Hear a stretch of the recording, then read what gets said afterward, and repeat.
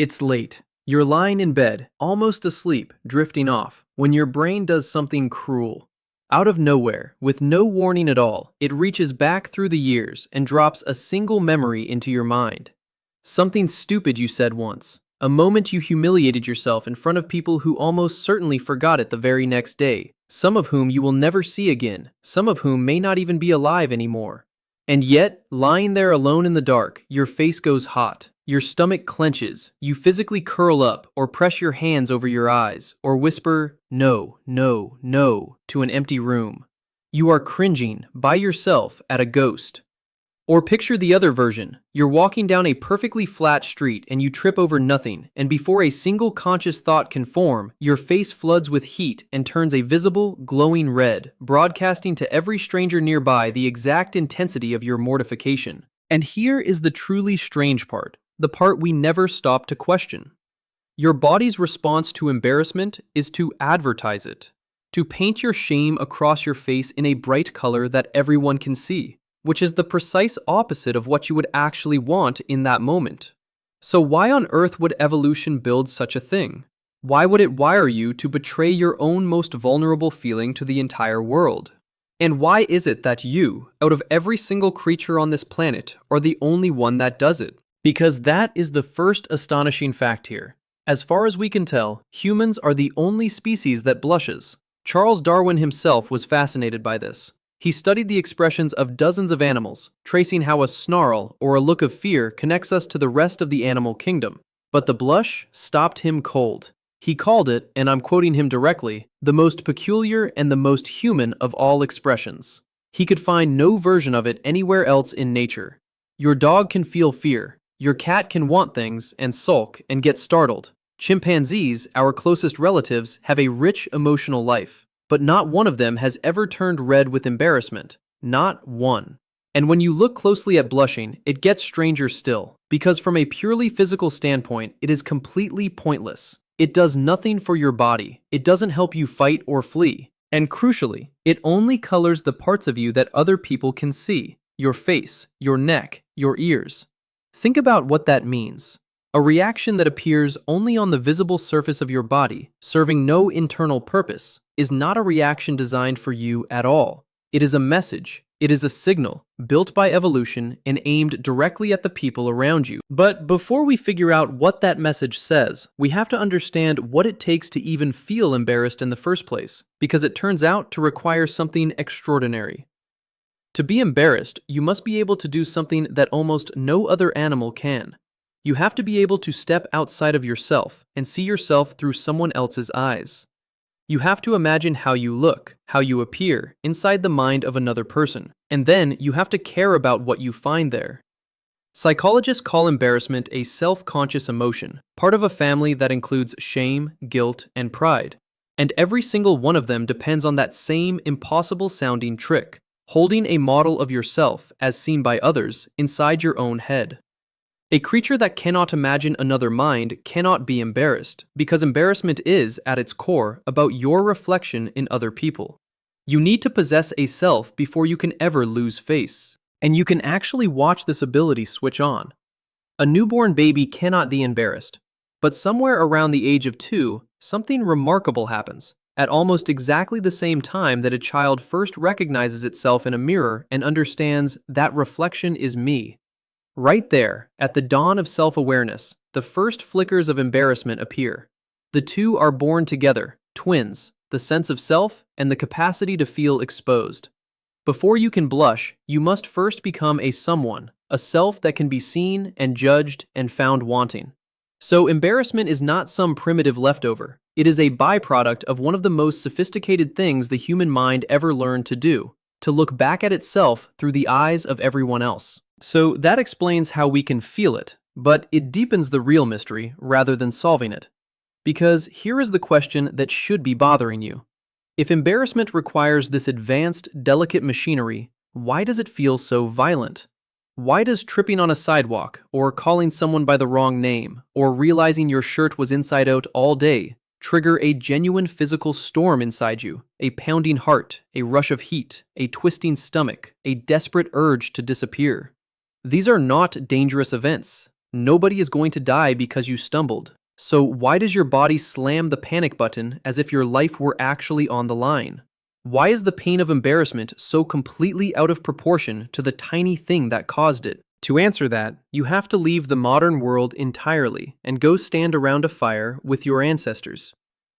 Picture your entire existence as a member of a small band, maybe 30 or 40 people. That's it. That is your whole world. There are no strangers here. There is no anonymity, no crowd to disappear into, no fresh start in a new city. Every single person knows you, knows your history, knows exactly what you did last week. And in that world, your reputation is not a social nicety. It is quite literally your lifeline. Because you cannot survive alone. A lone human on the ancient savannah, cut off from the group, is a dead human, with no one to share food, no one to watch for predators, no one to help when you're sick or injured. Your entire survival depends, completely and utterly, on the group choosing to keep you. And that choice hangs on one thing: whether they see you as trustworthy, as someone who follows the rules, as someone worth keeping around. If the band decided you were a cheat, a liar, a danger, a burden, they could cast you out, and exile meant death. Now you understand why embarrassment hurts the way it does. Your brain did not evolve to treat social standing as trivial. It evolved to guard your reputation with the exact same ferocity it uses to guard your body from physical harm, because for 100,000 years, they were the same thing. Losing the group's trust and losing your life were, in practice, almost identical outcomes. So your brain built an alarm system for social missteps every bit as powerful and as urgent as the alarm for physical danger. That hot, sick, panicky feeling when you embarrass yourself is not an overreaction. It is a survival response, screaming at you across 100,000 years, warning you that you may have just damaged the one thing your ancestors could not afford to lose: their place in the group. Let yourself feel it for a moment. Imagine you are that ancestor. The band is gathered, hungry, waiting, and you are carrying the day's food back to the fire, and you stumble, and it spills into the dirt. Every head turns, every eye lands on you. In that instant, you are not just clumsy, you are a problem, a person who cost the group, a person whose competence they are suddenly questioning. And you feel it as a physical blow, the heat rushing up your neck, your eyes dropping, your whole body wanting to shrink into the ground and vanish. That feeling, that specific, universal, gut-level horror of all eyes turning to judge you, was not designed to torture you. It was designed to make absolutely certain that you cared, deeply and instantly, about your standing in the only group that could keep you alive. The ones who felt that horror guarded their reputations. The ones who felt nothing did not. And slowly, over countless generations, they vanished from the human story. And now, at last, we can understand what the blush is actually for. Because when you break a social rule, when you trip or blurt out the wrong thing, or get caught in a mistake, you suddenly have a dangerous problem. In that instant, the people around you might start to see you as a threat, or a fool, or a cheat, or someone who doesn't respect the rules that hold the group together. You desperately need to tell them, right now, that this isn't true. You need to signal, I know I messed up. I care about these rules. I'm sorry. I am not a danger to you. But here's the catch. Words are cheap. Anyone can say sorry. A liar, a manipulator, a genuine threat can all mouth the same apology while meaning none of it. So how does the group know your remorse is real? This is the genius of the blush. Because the blush cannot lie. You cannot fake it on command, and you cannot suppress it once it starts. It is completely involuntary, utterly beyond your control, and that is precisely what makes it so powerful. When your face floods red, you are broadcasting an honest, unfakeable signal to everyone watching. This person genuinely cares what we think. They respect the rules. They are truly mortified. They are safe. The blush is a confession written in blood, and its entire value comes from the fact that you can't control it. In fact, it is even more uncontrollable than that, in a way that is almost cruel. Because the moment you notice you're blushing, you blush harder. The very awareness that your face is going red, and the desperate wish for it to stop, pours fuel on the fire and makes the flush deepen. Try to suppress it, and it wins. Will it away, and it laughs at you. Researchers have even found that embarrassment has its own strange physical fingerprint, a distinctive pattern where blood pressure climbs while the heart rate behaves differently than it does in fear or anger, a signature all its own. This runaway quality, the fact that trying to hide the signal only makes it louder, is not a bug, it is the whole point. A signal you could switch off the instant it became inconvenient would be a signal no one could trust. The blush is believable precisely because it holds you hostage. Now, you might be thinking that this can't be right. Surely blushing makes you look weak, or guilty, or worse. Surely going red just makes a bad moment even more humiliating. Darwin himself assumed the blush was basically a useless accident, an evolutionary hiccup with no purpose. It's a fair intuition, and the science says it is completely, provably wrong. Because researchers have tested this again and again, and the results all point the same way. People who visibly show embarrassment after a mistake are judged by others to be more trustworthy, more likable, more generous, and more pro-social than people who don't. In one striking experiment, people who blushed after breaking a rule in a game were trusted more by the other players than those who stayed cool and composed, even when they had done the exact same thing. Researchers literally called it being saved by the blush. And the reverse is just as revealing. The person who commits a social blunder and stays perfectly smooth, unbothered, and unembarrassed is the one we quietly begin to distrust.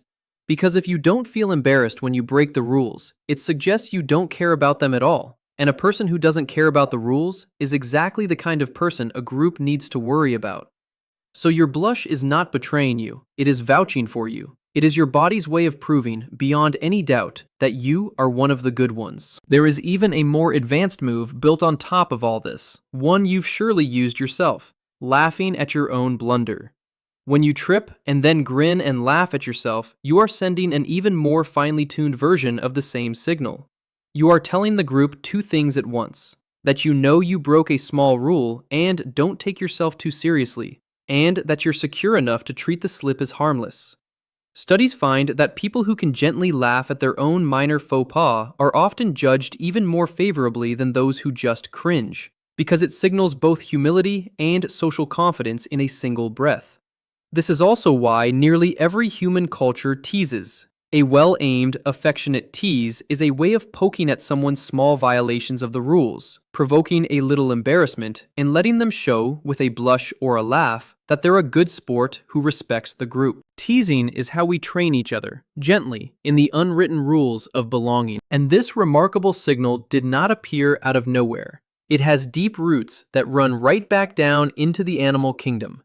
Watch what other social animals do when they've broken the rules. When a wolf loses a fight, or a lower-ranking chimp gets caught doing something it shouldn't. They avert their eyes, they lower their heads, they shrink their bodies down, make themselves small, tuck in, sometimes touch their own faces or groom nervously.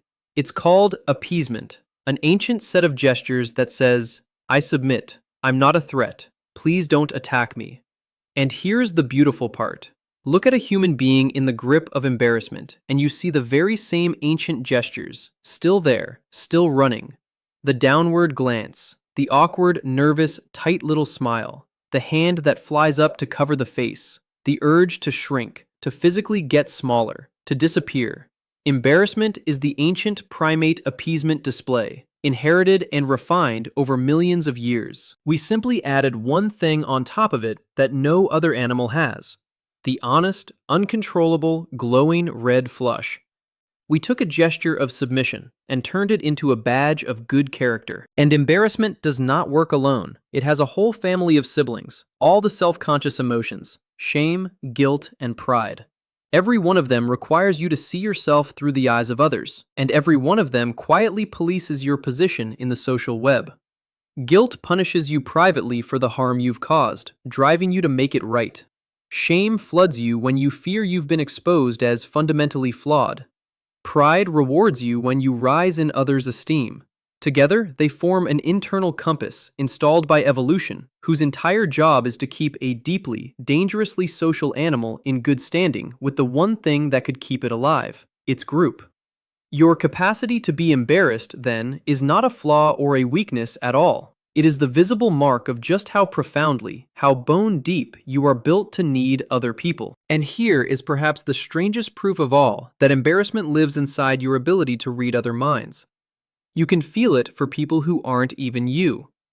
Watch someone on television walk confidently toward a stage and trip on the steps, and something extraordinary happens. Your own face gets hot, your stomach twists, you physically wince or cover your eyes, or shout at the screen and beg them to stop. You are embarrassed on behalf of a total stranger who cannot see you over a mistake that has zero consequences for your life. We call it vicarious embarrassment, and it is a small miracle of the human mind. It only happens because you can slip so completely into another person's situation that you feel their social exposure as if it were your own. This is embarrassment's deepest secret laid bare. It was never really about you at all. It is, from top to bottom, about the astonishing, uniquely human ability to live inside other people's minds and to care, helplessly, what happens there. But here is where the story takes its final, unsettling turn, and it lands squarely on you right now. Because that ancient alarm system, so perfectly calibrated for a world of 30 familiar faces, is now running inside a brain living among millions of total strangers. And the alarm cannot tell the difference. It still fires with full force when you trip in front of a crowd of people whose opinion could not possibly affect your survival, people you will never see again as long as you live. It still fires, alone, in the dark, over a memory a decade old, punishing you for a crime with no victim and no witnesses left. And now, most strangely of all, it fires online, where a single clumsy mistake can be witnessed not by 30 people, but by 30 million. We took a Stone Age reputation alarm, designed for a tiny band around a fire, and we plugged it into a planet of 8 billion people. And then we handed everyone a device that can broadcast their worst moment to the entire world in seconds. Is it any wonder we are so anxious? So much of modern suffering, the paralyzing terror of public speaking, the crushing weight of social anxiety, the 2 a.m. cringe attacks, the very real fear of public shaming on a global scale, is this same ancient survival system, firing far too hard and far too often in a world it was simply never designed to handle. So the next time your face betrays you, the next time it floods hot and red over some tiny stumble, I want you to stop and understand what is really happening. That blush is not a weakness, and it is not a malfunction. It is one of the most profoundly human things about you. It is the living proof that you have a self, that you can perform the near miraculous trick of seeing yourself through another's eyes, and that you genuinely care about what they see. It is the glowing evidence that you are wired, all the way down to your blood, to belong. Every red face is a silent, honest confession sent out to everyone watching. I am not a threat. I know the rules. I am sorry. I want to stay with you. For 100,000 years, that confession, written in heat and color across a human face, is exactly what kept our ancestors from being cast out alone into the dark. The blush is the price of caring. And a creature that could never be embarrassed would not be stronger or braver or freer. It would simply be a creature that had stopped needing anyone at all.